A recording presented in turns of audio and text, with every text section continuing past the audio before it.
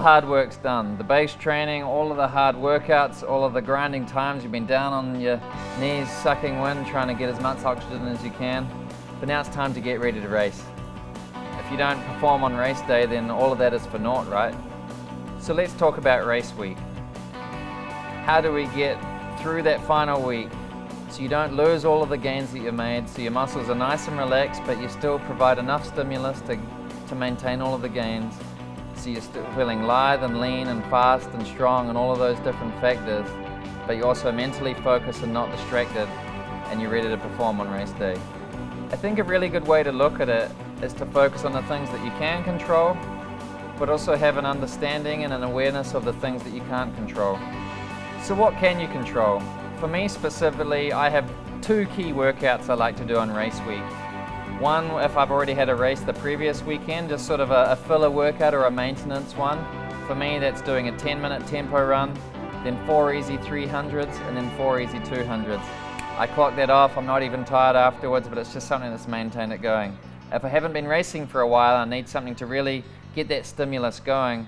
I like to do an 800-meter time trial, but the key here is that I only run hard for the first 650 meters, enough to really get that lactic acid starting to build up, but then I coast it in the last 150 meters. And why do I do that? It's so that I don't get that muscle tension, that strain afterwards, so that I'm not tired going into the actual race. Thirdly, you can control your hydration. No matter where you are, you can always buy a bottle of water. And if you bring your own sachets of electrolytes, you can top it up and it's consistent no matter what. The race week is such an important time to top up your hydration levels. But there are many factors that you can't control. You can't always control your travel, you can't always control your accommodation, you can't always control your food, access to facilities and whatnot. So you have to know this ahead of time and be totally flexible within the system, as my coach would say, and willing to roll with the punches. If you have to do a workout on the street, if you have to go and eat McDonald's down the street, if you only get 2 hours sleep that night, you can't let those factors impact your performance.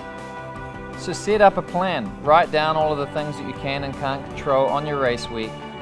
Know how you're going to go about doing this, and when you get to the start line, you're not going to have doubts. You trust the training you've done and you'll be ready, and that confidence will hopefully result in a fine performance. As part of my plan, the day before, I visualize going through the race, and my final jog, my final strides as I get my body ready, I also visualize exactly how the race is going to go, and more often than not, how I visualize it is how the race ends up unfolding as well.